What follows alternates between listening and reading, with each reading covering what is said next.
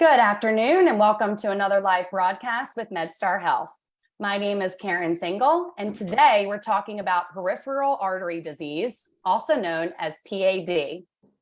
September is PAD Awareness Month. Approximately 6.5 million people aged 40 and older in the United States have PAD, a serious condition that causes reduced blood flow to your limbs, particularly your legs. This condition is primarily caused by the buildup of fatty plaque in the arteries called osteosclerosis. Today, we're joined by vascular surgeons, Dr. Othman Malak and Dr. Reynolds, discussing risk factors, symptoms, diagnosis, and treatment for peripheral artery disease. So stick around, give us a like, let us know that you're watching. Share this broadcast with your friends, and most importantly, if you have any questions for our experts, ask them in the comments and we'll ask those questions during our broadcast. So let's start by meeting our experts. Thank you both for being here today. Welcome. Thank you. Thank you. Thank you for having us. Of course. Dr. Reynolds, can you tell us a little bit about yourself and what you do at MedStar? Yeah, so again, I'm Reynolds. I'm one of the vascular surgeons here at MedStar. Primarily, I'm at MedStar Georgetown, as well as MedStar Montgomery, where I'm the site director. I specialize in vascular surgery, of course, but peripheral arterial disease is one of my passions, especially limb salvage, and that's primarily what my practice is about. Thank you. And Dr. Malak? My name is Othman Malak. I'm also one of the vascular surgeons with MedStar. My practice is mostly at MedStar Franklin Square in Baltimore, as well as the additional hospitals in Baltimore. Peripheral arterial disease is one of my passions as well. It's been the focus of my research throughout my training, and I hope to make it a large part of my practice. Wonderful. Well, thank you both very much. Let's start by talking about what PAD is and talk about the causes and the symptoms. So my first question is, what is peripheral artery disease, or PAD, and what causes it? Yeah, so PAD, kind of like you talked about earlier, is a chronic condition that causes compromised blood flow to the extremities. As we get older, our arteries, not just the peripheral, tend to get these blockages in the blood vessels from a buildup in plaque. That's that disease process you talked about called atherosclerosis. So the blood vessels, they don't discriminate. So the same way you can get blockages in the blood vessels to your heart that can cause problems like heart attacks, that is a lot more commonly well known in the community. You can also get blockages in the blood vessels of the carotid, which go to the brain and can cause strokes. You can get blockages in the blood vessels. And when we say peripheral arterial disease, we mainly mean the lower extremities. And this can cause a bunch of different problems, which we can talk about. Okay, thank you very much. Dr. Malak, you want to talk about the causes of PAD? Yeah, so the causes of PAD, like Dr. Reynolds and you alluded to in your introduction, is basically the development of atherosclerosis, or hardening and narrowing of the arteries that is a result of kind of fatty deposits in these plaques. The causes of it are, smoking, comorbid medical conditions like diabetes, elevated cholesterol, elevated blood pressure. These are all conditions that patients with PAD live with that affect the blood vessels, that increase the risk of atherosclerosis and hardening of the blood vessels. Thank you. And Dr. Malak, is PAD hereditary? We had a question from Yvonne on our Facebook page. The hereditary or genetic aspect of PAD is not fully elucidated, meaning that there is no direct link between, if your family member has PAD, you will develop PAD. However, the conditions that I did mention earlier, a lot of them tend to have some hereditary components. So it's important that if you have family members who have PAD, that you be a bit more vigilant. And there are certain subsets of patients, but they are in the minority, that do have some genetic predisposition to PAD. And these patients tend to present earlier than the conventional patient with PAD. Makes sense. Thank you very much. Yep. Thanks, Yvonne, for that question. Dr. Reynolds, what are the symptoms of PAD? Good question. So majority of people with peripheral arterial disease are actually asymptomatic, aka they don't have any symptoms. But they still have peripheral arterial disease by definition, when you can see that they have decreased blood flow. But the most common symptom that patients do have is something called claudication. And what that is it can be a disabling pain or discomfort to a muscle group that happens with exertion. And it's essentially reversible ischemia. So again, relating it to the thing that's more common, when people can get a heart attack, sometimes they have a chest pain because the heart is a muscle and that muscle is not getting enough blood flow. So in the cases of claudication, and it can be different distances for different people. For some people, it's walking a mile. For some people, it's walking one aisle down while grocery shopping. They can get this disabling pain and cramping in the calf muscle, or sometimes it can be the thigh or the buttock, and that pain makes them have to stop and rest. But the very important thing with claudication is it's a reproducible pain. So as soon as that patient walks that same distance, they end up getting that same type of pain and discomfort that can be really debilitating to their life. So that's the most common symptom, but there are two other aspects of peripheral arterial disease as well, called rest pain. And then again, the big thing that people worry about is non-healing wounds. So what rest pain is this really bad pain to the foot, and it can usually be the top of the foot, kind of like the forefoot area here. And it's interesting that a lot of patients end up having it while their legs are elevated. And one of the most common things that patients talk about is they hang their leg off the side of the bed, because as they do that, gravity actually helps and they get a little bit increased blood flow going down to the foot to help relieve them. The rest pain and non-healing wounds happen in less than 10% of patients with PAD, but those are the ones that can have worse outcomes and that we really worry about. All right. Thank you very much. Let's talk about how common, you mentioned some of the common symptoms. Dr. Malak, how common is PAD? PAD is a very common disease. Like you mentioned, 6 million Americans over the age of 40, which is about 4% of the population over the age of 40 in America, have PAD. When you look at worldwide statistics, depending on the country, anywhere from 3 to 12% of the population at large. That's a large number of individuals who have this disease process. But the key point to remember is like what Dr. Reynolds mentioned earlier, is it's treating the symptoms and really managing the care of the patient with PAD, meaning that not every one of these 6 million patients needs an intervention, but they need to be seen by a specialist and need to be followed by a team of specialists who understand this disease process. I just want to add on this. As you're talking about, how common is it? We talk about 6.5 million people in the US, but again, that really, the incidence and how much it is in a population changes with age on both men and females, right? So I think, at less than 5% of, people that are 50 have PAD, but that keeps increasing every decade to when you look at people that are in their 80s, they say about 20% of both men and women in their 80s have PAD. So it really increases with age on how prevalent it is in the community, not necessarily the symptoms, but just having it. Mm-hmm. Thank you very much. Dr. Reynolds, I wanted to go back to the symptoms for a moment. You were mentioning the pain in your calf that you could have just walking. How do you differentiate? How do you, as a patient who could have, calf pain could be really anything. You mentioned it was debilitating pain. Can you talk about the difference between calf pain from just exercise and walking versus calf pain from PAD?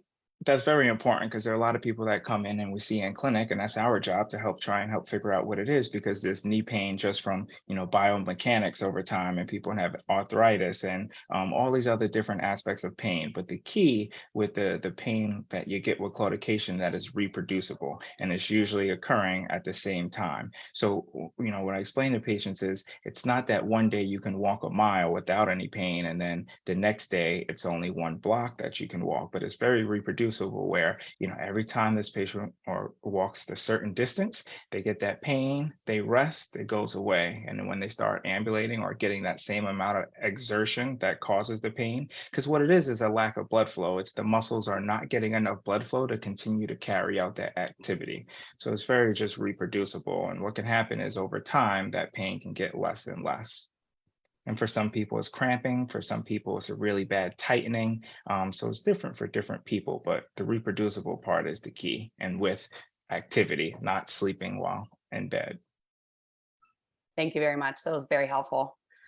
I want to go back now to the types of patients who get PAD, and you, Dr. Reynolds, you talked about the gender differences.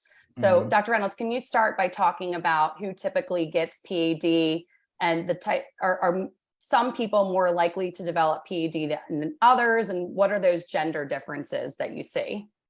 Yeah, so for the gender differences, that's something just like hereditary that's kind of been debated, and you see in different countries, especially based off of the income of the countries and the populations on what you see. But the key thing is that, as we talk about age and we talk about, that it's more common in higher ages, we know that women tend to outlive men. So you're starting to see it even higher in women now, before what you used to see in men. But the thing is, it's usually men that present with higher level worsening symptoms, especially when we talk about the limb ischemia and the need for amputations. Usually it's men that have the worst ones when they end up presenting. But when you talk about different populations that are really exposed, diabetics, right? Diabetes is right under, and diabetes is becoming more prevalent. So we're starting to see this more and more along with the aging population. And, increase of A1C of just 1% has a higher risk of amputation for these people that have the more extensive types. So that's a patient population where we're really worried about PAD, as well as smokers and everyone else with heart health. When you're looking at different, nationalities and cultures, you see that Black patients have a higher incidence of PAD compared to white patients. And then sometimes you see Black and Hispanics compared to white, with Asians being less, and a lot of the different studies and that are going around. And there's a lot of data that shows that. And not necessarily from a hereditary standpoint or a genetic standpoint. Some of it has to do with socioeconomic status. When you see patients in different environment, it's different. It can do the increase of diabetes that we know are in the Black patient population that we see as well. Yeah, to add to the different socioeconomic status, a lot of the studies looking at this have also shown that there's a variable access to care in different populations, different geographical areas, different neighborhoods, and that plays a role in when different patient populations present to their PAD specialist, be it the vascular surgeon or other specialists, and that ends up playing a role in their eventual outcome. So that's an area that, events like this actually probably tend to target, raising awareness and improving earlier access to care and the earlier seeking of PAD care. Mm-hmm. And that's a whole separate event and lecture series that we could have, that I tried to tailor myself in from, because there's so much data about it. Yeah, thank you very much. What about patients who have heart disease? If you have heart disease, are you at higher risk for developing PAD, and why would that be the case one way or the other? So sort of like Dr. Reynolds alluded to earlier on, it's the easiest metaphor or example that we can give to explain the symptoms of PAD, because it's essentially, arterial disease that is just centrally located, and the same constellation of risk factors and medical conditions that predispose one to develop CAD can also predispose them to develop PAD. And we see a lot of overlap in patients who develop, heart disease and patients who have carotid disease or disease in their legs. So it is kind of two sides of the same coin in a way. It doesn't mean that every single patient will have heart disease, but it is, it does put you at higher alert when you're seeing a patient with PAD. You have to evaluate them for heart disease to make sure that there isn't some sort of concomitant process going on. Okay, thank you very much. What about asymptomatic patients? Can someone have PAD but not have any symptoms? The majority, as Dr. Reynolds alluded to earlier in our conversation. So the majority of times it's patients who have either by clinical exam or by testing, they have decreased blood flow, but, and they're often sent to the office, and they're not sure, what to expect. There's a lot of uncertainty, some element of fear because someone told them their blood flow is not normal. And that's kind of our role as their physicians and partners in this disease to help guide them to understand what that means. Having poor blood flow does not mean that you have a problem that needs to be fixed. It means that you need to be vigilant. You need to exercise good foot care, and there are a lot of treatment modalities such as supervised exercise, smoking cessation programs, optimizing your medical conditions that we tend to prioritize in those patients who are asymptomatic to hopefully keep them that way and prevent them from developing symptoms and having worsening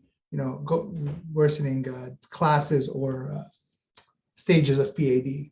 Dr. Reynolds, if you want to add. Yeah, I mean, Dr. Malak, you really hit it on the head. So, one of the big concerns and things that patients worry about and us physicians worry about is amputations, right? That's the big thing that people see and you worry about. And the first thing you hear is I don't have blood flow in the leg, or it's decreased blood flow in the leg. And there's a lot of concerns, am I going to lose my legs? And that's not necessarily the case. So just for a numbers standpoint, when you look at patients who majority of them are asymptomatic, as well as even patients with claudication, the risk of amputation over 5 years is less than 5% in that population. Again, the people that are higher risk are a much smaller subset, but still something that's very prevalent and something that we have to talk about.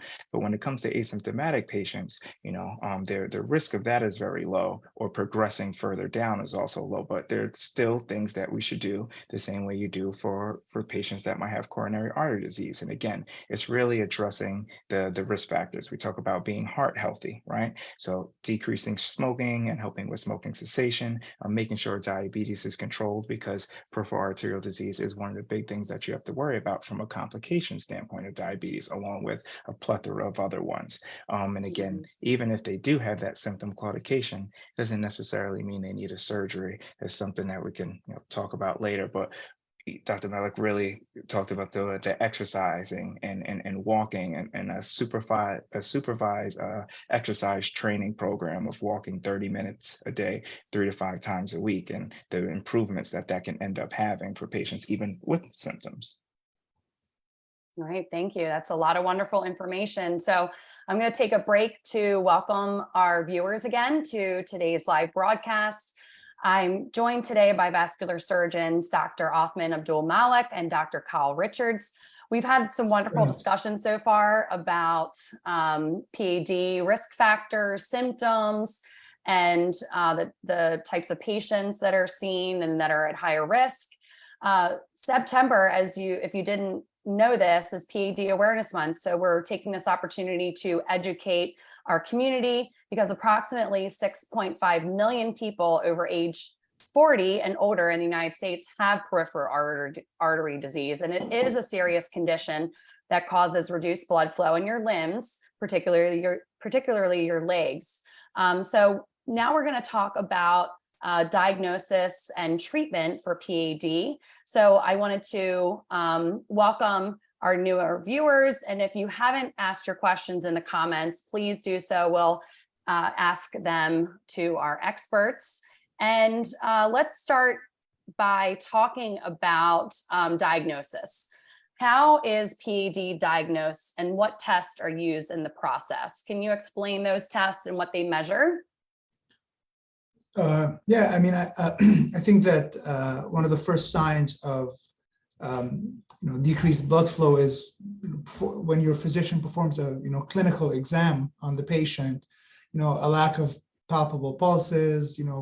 Typically, you can feel the blood flow in your legs, and when you can't do that, when you no longer feel those, you have a heightened suspicion for decreased blood flow. One of the first tests we order is something called an ankle brachial index.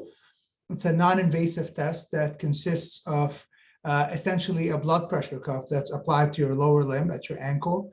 And then you compare the result of the blood pressure at your foot to the blood pressure in your arm, provided you have a normal arm blood pressure. And then if that ratio is decreased, meaning that the blood pressure at your foot is substantially lower than that of your arm, gives us the first indication that something might be amiss there and that there might be some decreased blood flow. And then we could proceed with further ultrasounds of your legs that characterize your arteries and your blood flow. And those really give a host of information to the provider to discuss with the patient. And they're nice because they're often done in the office, often in the same visit, and they're non-invasive. It's an ultrasound, so it's relatively pain-free for the patients. And it gives us a lot of information to help guide the path forward. Dr. Reynolds, if you want to. Yeah, Dr. Malak really just nailed it on the head. And again, starting with the physical exam, that's the first step. And a lot of times, primary care docs, podiatrists refer to us for that based off of changes that they notice in the physical exam. The same way a lot of people like to check their radial pulse, we check the pulses of the lower extremities. And from there, we can see if there's discrepancies, if it's decreased compared to one side or something that's missing. And that kind of gives us our first scenario of what's going on. There are other signs such as coolness to the feet. And believe it or not, one of the first things is a lack of hair growth. You start to have these changes where you lose the hair in the legs, and the skin can become really shiny due to the decreased blood flow. So physical exam from us gives us, a plethora of information. And then after that, we do some non-invasive imaging. Dr. Malak talked about the ABIs very well and explained that. I won't touch that again, but the other non-invasive thing is something called arterial duplex, which again is just an ultrasound where we can look at the legs and really see where there is or is not necessarily blockages. And that gives us a lot of information about what's going on and what's going on with the patient. But I'll stress that just because something's wrong, just because we see that you have decreased blood flow, doesn't mean that we need to do something. And even though we're vascular surgeons, a lot of times, majority of times, we're actually not doing surgery and operating because you don't always need a surgery just because it's decreased. Good to know. Thank you. What about screenings? Should people who are concerned about PAD, do you recommend that they get screened? You don't need to both jump in at the same time. We're pausing because that is a very hot topic, right? Yes. Where screening isn't necessarily approved from Medicare. There are a couple of things from screening where you see that it can lead to over interventions, which is kind of what I just tried to hit on right before. Yep. But there are certain high risk populations where we think screening could be beneficial, instead of just everyone in the community getting screening. But if you have a lot of different comorbidities that we're talking about, such as coronary artery disease and kind of risk factors, and patients that are high risk, it may be a benefit. But right now, there's no true guidelines to screening for PAD. Hence that big that pause. There are places that screen. There are patients that come to my clinic that have been screened. And again, if there are primary care docs and cardiologists that know these patients well and think that maybe they should be screened, I don't think it's completely unreasonable. And if a patient has some of these risk factors, it's something that they can talk to their doctor about. Yeah. Very good. Thank you very much. I have a question about, we talked a lot about PAD being associated with the legs. Can someone have PAD in their arms as well? Yes. The vessels of the arms are affected much less than the vessels of the legs. When you look at the general population, we typically see it in the blood vessels in the neck that Dr. Reynolds alluded to initially, in the carotid arteries. Those tend to cause strokes. But one common blood vessel that is affected by PAD is the blood vessel supplying your left arm. That's something we see pretty commonly. It presents in a very similar way to the symptoms in the leg. Some pain, reproducible pain or claudication of your arm with overuse or use of your arm. If the patient is left-handed, they're more likely to present early because that's their dominant hand that they use all the time. But again, sometimes we treat those because it's associated with other conditions of the heart that's necessary that we address those issues. But most of the times we treat it the same way we would treat PAD in the legs, meaning if you don't have a symptom, we'll focus on risk factor management and follow up. And if you do have a symptom, it depends on where you are in that, how bad your symptoms are, where you are on that spectrum of PAD symptoms, and how well your risk factors are managed.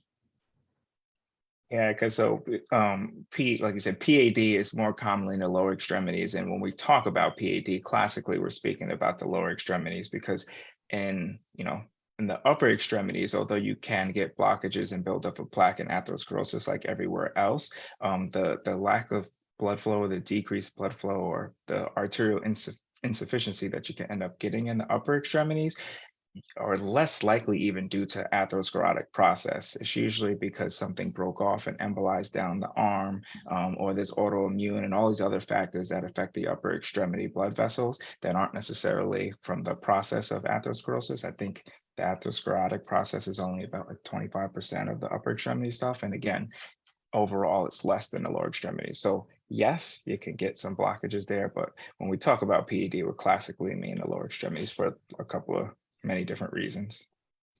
Thank you very much. It was Yeah. insightful. Let's talk about increased risk for other health conditions should you have PAD. Does having PAD increase your risk for other health conditions, or can it make other conditions worse? So you mentioned diabetes, Dr. Reynolds, earlier, being something that could be a risk factor for, or is a risk factor for PAD. So if you have PAD, does it make diabetes worse? For example, can you address that? It's not that PAD makes diabetes worse, but I would say more so PAD affecting poor outcomes from diabetes. And in that aspect, we talked about most people don't have symptoms, and then the primary symptoms, claudication, and then some people can have that rest pain, that bad pain on the top of the foot. But the last thing is, non-healing wounds when we talk about critical limb ischemia. And patients with diabetes can develop foot ulcers. It's a very common thing that can end up happening, and that can be from different things. It's a lack of issues with the nerve and reception. It's the deformities that they get of the foot, pressure, but all of these things that can lead to diabetes, foot ulcers. If you have PAD, which is the decreased blood flow going to that area, not only because it causes ulcers in itself, but for the ulcers that are happening for other reasons, they'll have difficulty healing. And those are one of the areas where we really push for interventions to help salvage legs and prevent amputations. Other than that, I would say more so with PAD, it's really just you have a high risk of morbidity and mortality because you have so many other comorbidities and problems going on, such as CAD and high cholesterol and things like that. So your overall risk is pretty high. Makes sense. Thank you very much. Let's talk about lifestyle changes if you have PAD.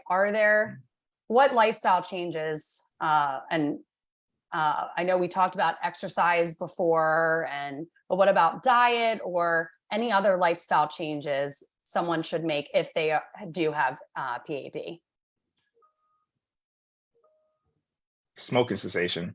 Right. It's going to have a huge effect on just like it does for the coronary arteries or the arteries in the heart. It does for the arteries in the lower extremity, the ones in the abdomen, the ones in the neck. So decreasing the amount of cigarettes being used alone has a significant difference. But also, abstaining from cigarettes, it doesn't reverse the process that already happened. It slows down the progression of the disease of what's already happening. And again, diabetes control. I can't stress it enough.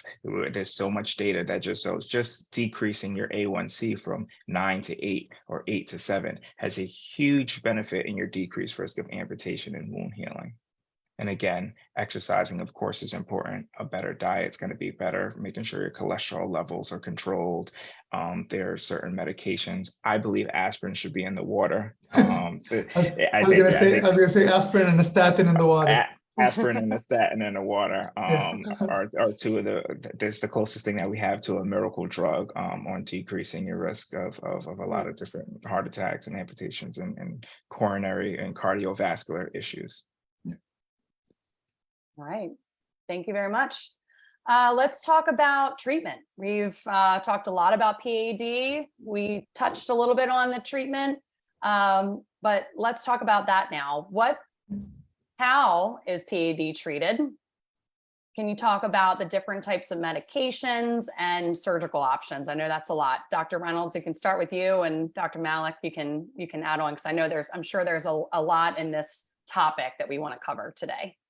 Yeah, so again, risk factor modification, like you just said, aspirin and statin in the water, and aspirin, which is an antiplatelet regimen, is extremely important. And as well, that we see even based off of cholesterol levels being on it, because some patients will say, well, my cholesterol is not that high, it's controlled. We still see a significant benefit in patients with decreased risk of heart attack and decreased risk of problems from PAD by being on a statin. So those are two medicines that we should have. Again, blood pressure control. So blood pressure medications if it's necessary. Again, I can't stress again, the diabetes control. So those will be the main things that we'll say from medications. There's a different medication that we have for some people with more advanced PAD that is being considered and starting to be added on. Again, this is just to help with outcomes. But the biggest thing is also going to be dieting and exercising. So for not having any symptoms is really just the risk factor modification. And then we talked about that symptom claudication, because our interventions are all based off of what your symptoms are. So patients that are just having claudication, we tend not to intervene unless it's what's called lifestyle limiting. If it's really debilitating and affecting their lifestyle, then we can go ahead and talk about doing a more invasive intervention. And the reason why is because, unfortunately, if we figure that out, we'll win a Nobel Peace Prize. But these interventions don't last forever. And eventually the recurrence of the blockages come back because the disease process is still there. So, you only really intervene if it's truly affecting the lifestyle and going to have a benefit when it comes to the claudication. And then if they have rest pain or non-healing wounds, there are different minimally invasive options and open surgery options. And I'll let Dr. Malak discuss some of these as well. That's an excellent kind of overview of the initial treatment and non-surgical treatment. And, it's a very good point that when we tend to intervene on patients with claudication early on in their disease process, they tend to have worse outcomes. And I think probably anecdotally, some of it is that the impression that is given to a lot of our patients, unfortunately, is that once you're treated for claudication, your leg is fine now, your leg is better now, it's over. It's really not. It's a disease process that we fight kind of forever.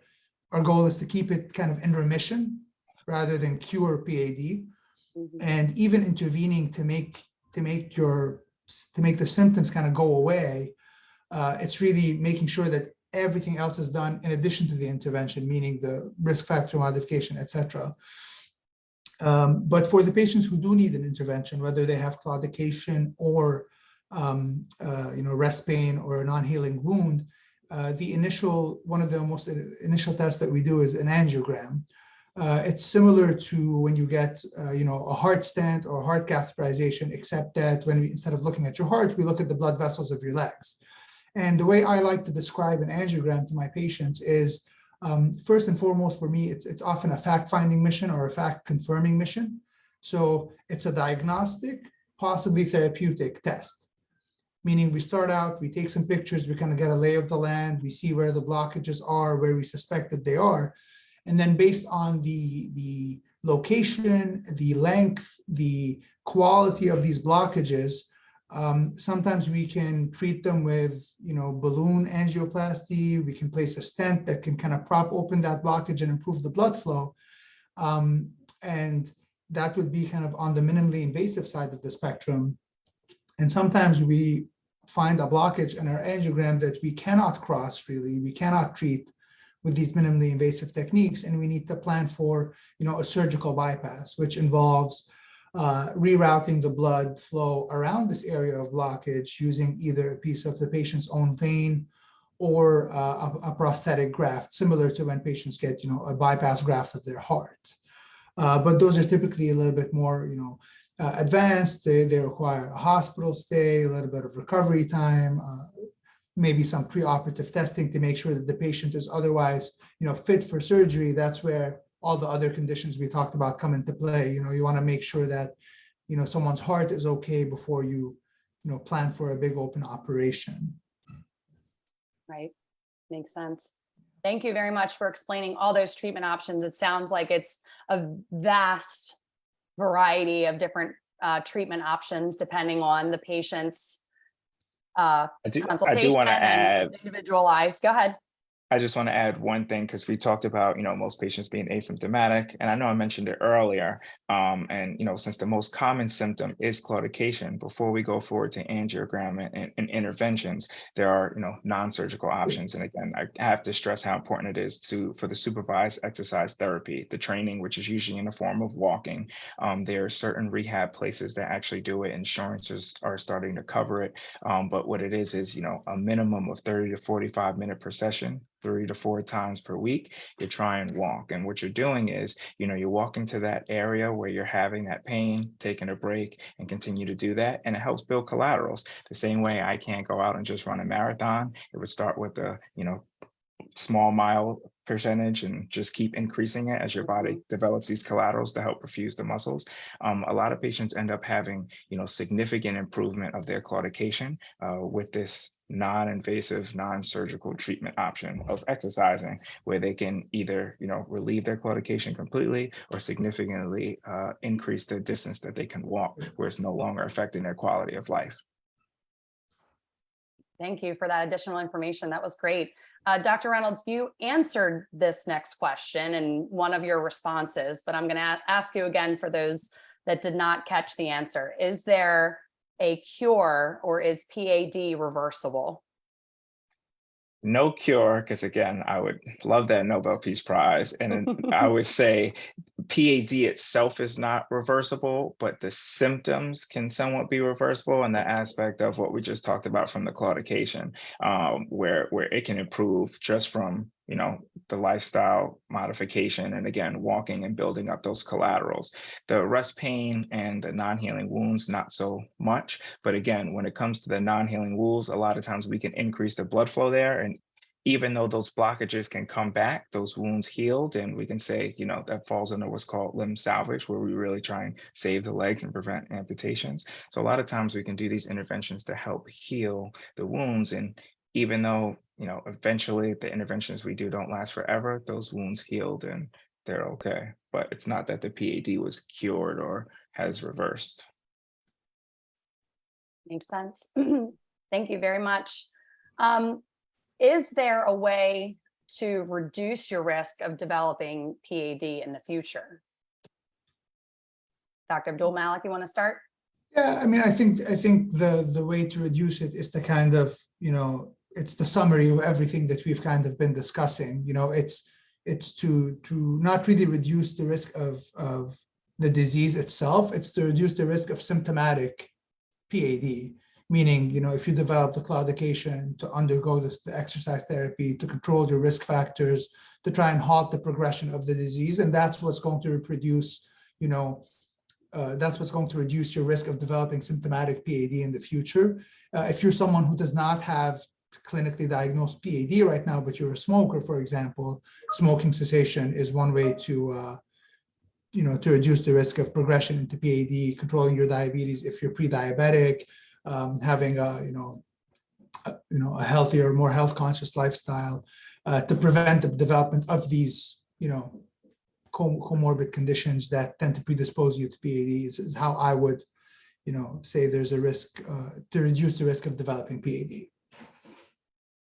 Thank you very much. Smoking cessation comes up often in conversations that I have with experts across MedStar Health for any condition. So I'll echo that, because I hear that all the time. Smoking cessation is very important to reducing a lot of risks for health conditions. It's very difficult. It's one of the most difficult things for the patients. Yeah. I mean, this is a very tough aspect of medicine, and yeah, I think that a lot of times it's up to every single provider that participates in a patient's care when the patient smokes to kind of bring that up and reinforce the different methodologies. There's newer treatments, from behavioral therapy to medications to replacement to entire smoking cessation teams and clinics that really try to come up with a comprehensive way to attack this, because it's not really as simple as just telling someone to stop smoking. You need to kind of provide them with the avenues and the support. And I think acknowledging how difficult it is to the patient kind of validates for them the struggles they may be having to actually quit smoking. Yep. Is my personal experience with it, at least. Yep. Thank you very much. And we do offer smoking cessation classes in different areas across MedStar Health. So if you are looking for some additional support, you can check out our smoking cessation classes on our website. We'll include a link in our comments so you can easily access that. I do have one more question for you, and then we'll wrap up with some closing thoughts. And this is around the types of doctors that treat PAD, obviously vascular surgeons like you. But Dr. Reynolds, can you talk about the type of doctor that treats PAD and who's kind of involved in the care team of your patients? Of course. So, one of the primarily, I would say vascular surgery. We treat the whole spectrum of vascular disease from atherosclerosis and the buildup. We medically manage the patients. And then again, also from an interventional standpoint, we are the lone specialty that is able to do both some of these minimally invasive endovascular options, as well as the bigger open surgery options when that is necessary and the endovascular ones can't be performed. So I say it's important because, there are options. Sometimes we can do minimally invasives. Sometimes, unfortunately, we can't.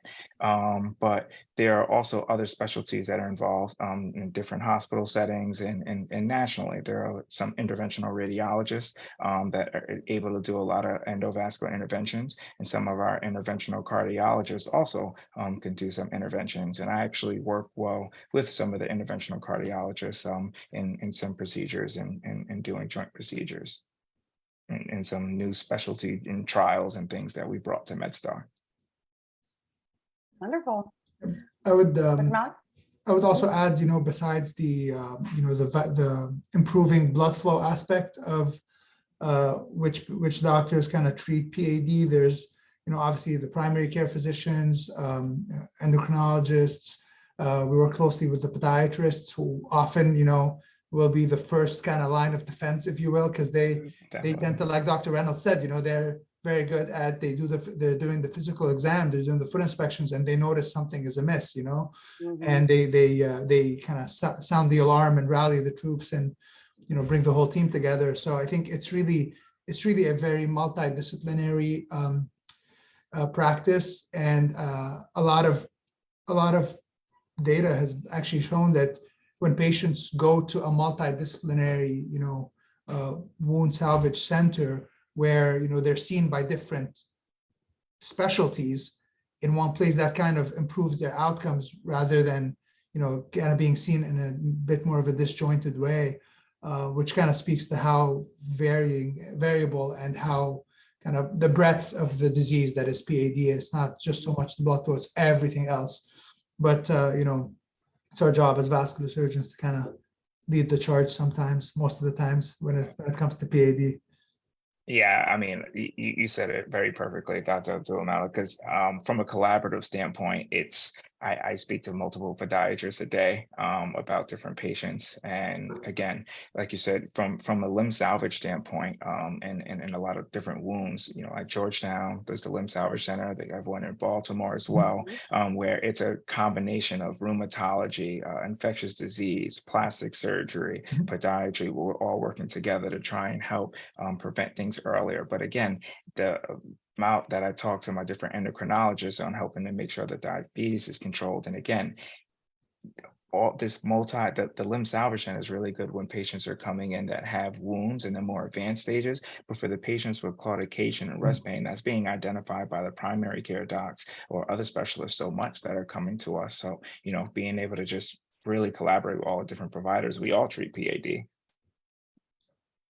All right. Yeah. Thank you very much for that. That was great. Definitely a team behind you, right?